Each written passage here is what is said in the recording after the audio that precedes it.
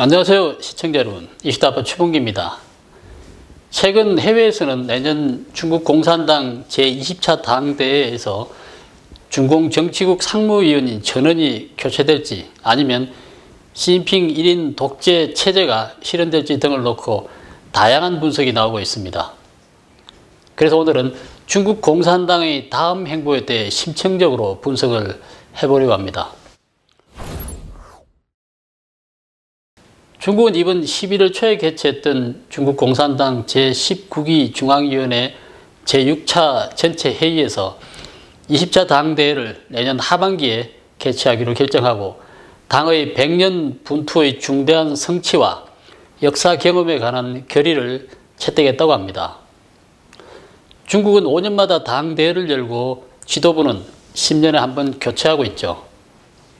많은 사람들이 내년인 2022년은 임기가 교체되는 해이기 때문에 전례에 따라서 중공 고위층 중에서 은퇴 연령 제한에 걸리는 사람들은 교체되리라고 보고 있습니다.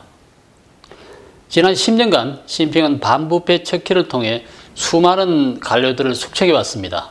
이 때문에 중국 내부에는 시진핑을 정화하며 내쫓으려는 사람들이 적지 않을 것 같습니다. 하지만 시진핑은 지난 몇 년간 정치적으로 대칭점에 있는 정적들을 척결하며 본인의 입지를 계속 다져왔습니다. 그래서 이번 임기 교체에서 다른 간부들은 대부분 교체되겠지만 시진핑 자신은 국가주석 자리를 굳건히 지킬 것으로 예상이 됩니다. 많은 사람들은 시진핑이 독재의 길을 걷고 있다고 보고 있죠. 사실 공산당 통치하의 중국은 공산당 고위층의 임기 교체가 이루어지든 이루어지지 않든 모두 독재 체제라는 점은 다툼의 여지가 없습니다. 결국 임기 교체는 사실상 그 구성원만 바뀌어서 집단으로 지도하는 공산당 모델을 이어가는 것이고, 이 집단 지도 모델은 과거 1인이 독재 모델이 집단 지도 모델로 바뀐 것에 불과합니다. 다시 말해 1인 독재 모델을 여러 명이 권한을 나누어 집단으로 독재를 하는 모델로 바뀌는 것에 불과하다는 점입니다.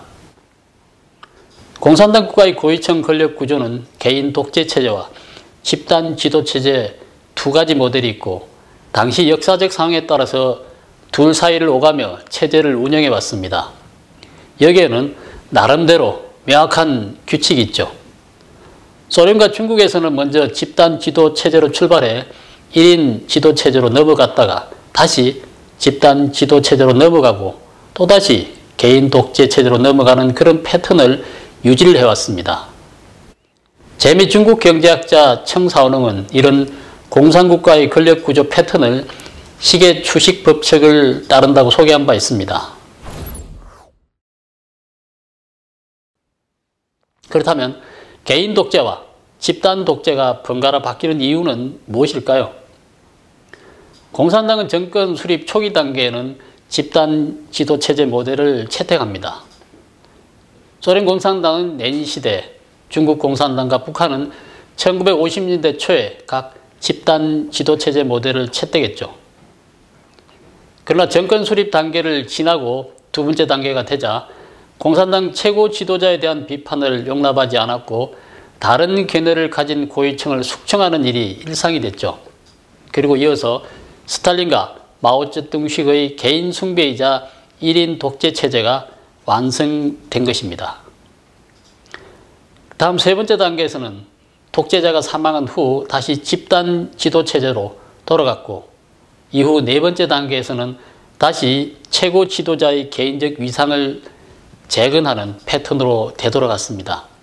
이렇게 시계추가 오갈 때마다 권력 투쟁이 일어나는데요. 이는 공산당의 통치 수요와 밀접한 관계가 있습니다.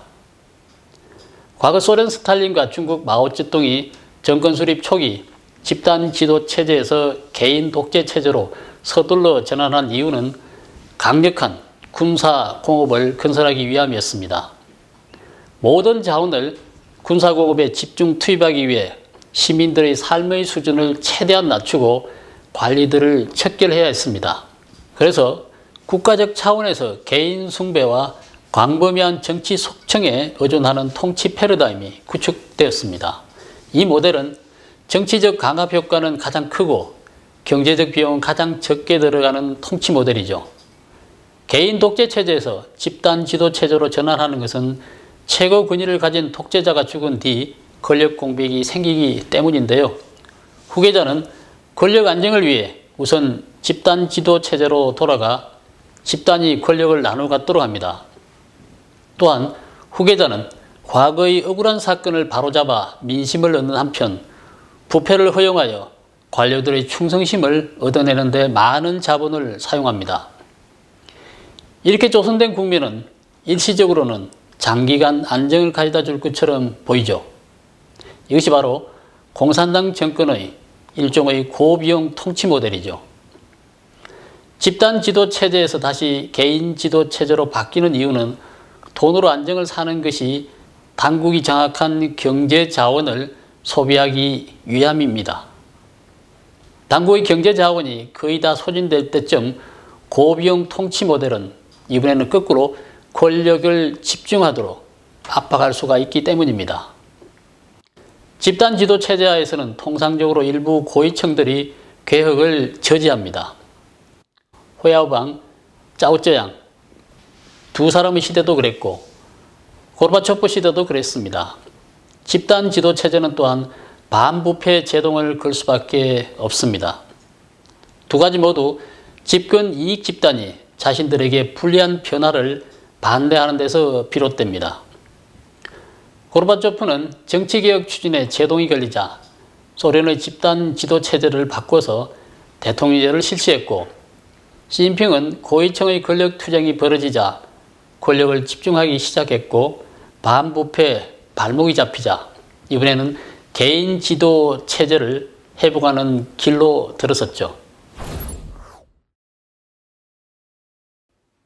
시진핑의 개인 독재에 맞서 내년 20차 당대회에서 권력투쟁이 벌어질 것이라는 시각도 많습니다. 중국 내부에는 시진핑의 정적이 매우 많죠. 특히 그가 반부패 운동으로 정적을 하나 무너뜨릴 때마다 이 정적과 연계된 관료 소집단과의 정치적 대립 관계가 이루어집니다. 고위관리 한 명을 척결하면 그에게 의지했던 한 무리 중간 관리들이 성진 기회를 잃기 때문이죠. 그러나 시진핑에게 정적이 있다고 해서 반드시 정적의 손에 무너진다는 것은 아닙니다. 이 정적들이 반드시 시진핑과 살을 걸고 싸우는 것은 아니기 때문이죠. 여기서 중요한 점은 이들이 그럴 능력과 힘을 가지고 있느냐 하는 것입니다. 시진핑은 과거 10년 동안 국가를 장악하고 있었기 때문에 대권을 장악하고 있습니다. 그렇게 시진핑의 적들이 그를 무너뜨릴 수 있다는 보장은 사실상 없다고도 볼 수 있죠. 중국 최고 지도자가 국민을 장악하는 데는 어떠한 제도적 장치가 있고, 이 제도적 장치가 고위층의 권력 투쟁을 부추기는 역할을 하는지 아니면 억제하는 역할을 하는지를 알려면 구체적인 분석이 필요합니다. 공산당 최고 지도자의 권력 기반은 군대와 정보부서에 있습니다. 그리고 고위층 관료를 감시하고 통제하는 기관은 우리나라의 청와대 경호실과 같은 격인 중앙판공청 경위국과 기밀업무국인 기호국, 그리고 보건국입니다. 이러한 제도적 장치하에 정치국 상무위원 간의 전화는 감청되고 휴대전화는 사용할 수가 없고 외출할 때는 경호 비서의 밀착 감시를 받게 됩니다. 따라서 시진핑이 권력 위기를 맞고 있는지를 가늠할 때는 정적이 얼마나 많느냐가 아니라 경기국을 누가 장악했느냐로 판단해야 합니다. 1949년 이후 중국 공산당 역사상 비밀 쿠데타는 단 한 차례 발생했습니다. 바로 마오쩌둥이 죽은 후 4인방, 즉 장칭, 왕홍은, 장춘차오, 야원위안 등 이 4명을 체포한 사건인데요. 이들 고위관리를 체포할 때 이용한 수단이 바로 고위경호관이었습니다. 당시 4인방이 체포된 것은 마오쩌둥 경호 업무를 관장하던 왕둥싱이 마오쩌둥이 지명한 후계자 화거펑에게 빌어붙었고, 화거펑이 왕둥식 및 군을 장악한 예젠 인과 공모에 쿠데타를 일으켰기 때문입니다. 화거펑이 쿠데타를 일으킨 후 군부 서산 지휘소에서 정치국 회의를 열고 쿠데타 결과에 합의할 수 없으면 아무도 회의장을 떠날 생각을 하지 말라고 미리 설명했다고 합니다. 그러자 마오쩌둥을 지지했던 정치국원들은 일제히 쿠데타를 옹호했다고 합니다. 그렇다면 과연 마오쩌둥 이후 시작된 집단 지도 체제는 개인 독재와 어떤 차이가 있을까요? 4인방을 체포한 후 화거펑은 최고 지도자가 되었지만 덩샤오핑과 천윈 등 원로들이 화거펑과 왕둥싱을 몰아내고 한동안 집단 통치를 했다고 합니다. 덩샤오핑은 1989년 천안문 사태 이후 원로들과 상의해 짱쩌민을 베이징으로 데려와 총서기 자리에 앉혔죠. 하지만 짱쩌민의 지위는 줄곧 덩샤오핑 손에 쥐어져 있었습니다. 짱쩌민은 정치적으로 천윈 등 원로들 쪽으로 기울어져 있었고 천안문 사태 이후 한동안 개혁을 청산하려고 했었습니다. 그러나 1990년대 초 천인 등 몇몇 중공 원로들이 병이 위중해지자 짱쩌민은 덩샤오핑의 경제개혁 정책을 지지할 수밖에 없었죠. 그리고 얼마 후 덩샤오핑도 건강이 악화돼 위독해지자 그제서야 짱쩌민은 군과 경호국의 실권을 손에 넣을 수가 있었다고 합니다. 짱쩌민에서 후진타오에 이르기까지 중국 공산당은 줄곧 10년에 한 번씩 지도부를 교체하는 모델을 채용했습니다. 10년에 한 번씩 지도부를 교체하는 관행, 그 이면에는 짱쩌민이 말한 조용히 떼돈을 벌자는 속뜻이 담겨져 있습니다. 또 조용히 떼돈을 벌자는 말 이면에는 사실 또 하나의 규칙이 있는데요. 바로 돌아가며 돈을 벌자는 것이었습니다. 즉 돈을 번 관리가 영원히 자리를 독점해 다른 사람들이 큰 돈을 벌 기회를 뺏으면 안 된다는 것이죠. 중공 관리들의 가장 큰 희망은 본인의 상급자가 나이가 들어 물러나고 자신들이 큰 돈을 벌 차례가 되는 것이라고 합니다. 그렇기 때문에 이렇게 지도부 모델을 10년에 한 번씩 교체하는 것이라고 하죠. 1990년대의 국영기업 개혁, 즉 국유기업 사유화가 중공관리가 큰 돈을 버는 배경이 되었습니다. 90년대 후반에는 국유기업 제도가 더는 유지될 수 없는 지경에 이르렀습니다.